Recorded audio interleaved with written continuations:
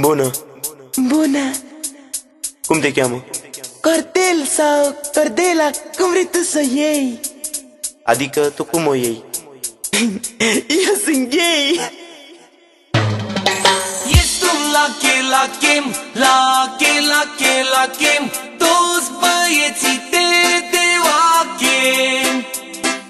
Ești un popom,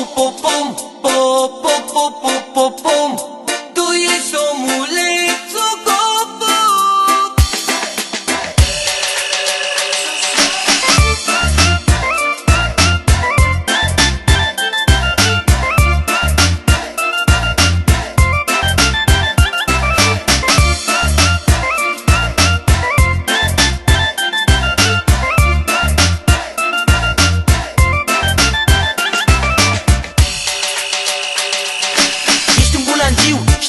Știu, du-te naibii, bă, că ești mare bulangiu. De ce mă jignești? Că și tu ești lătici. Sic și cred că te oftici. Mă oftic, că m-ai înșelat.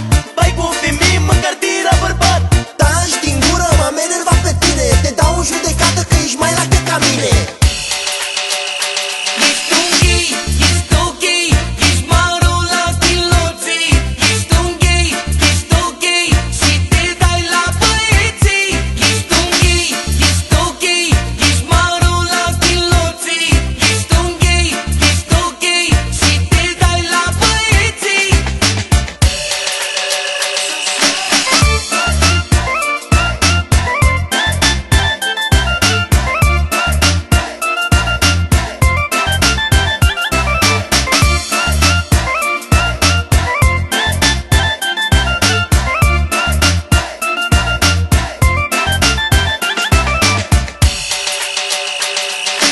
Ești un lachem, toți băieții te deoachem. Ești un popom, tu ești omulețul copo. Ești un lachem, toți băieții te deoachem. Ești un popom, tu ești omulețul copo.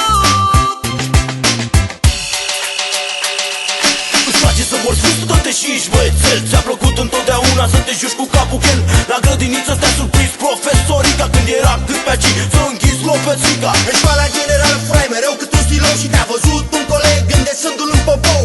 La liceu deja toți știau că ești lache și te scuipau în fund, nu cumva să te dă oache. Ești un gay, ești ok, ești maro la chiloții. Ești un gay, ești ok și te dai la băieții. Ești un gay, ești ok, ești maro la chiloții. Ești un gay, ești ok și te dai la băieții.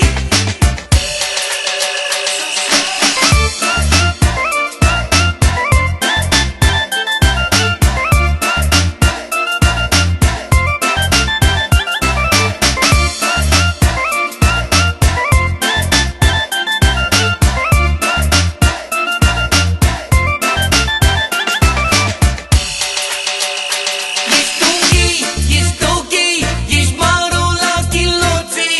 Ești un gay, ești ok și te dai la băieții. Ești un gay, ești ok, ești maro la chiloții. Ești un gay, ești ok și te dai la băieții. Eu sunt gay!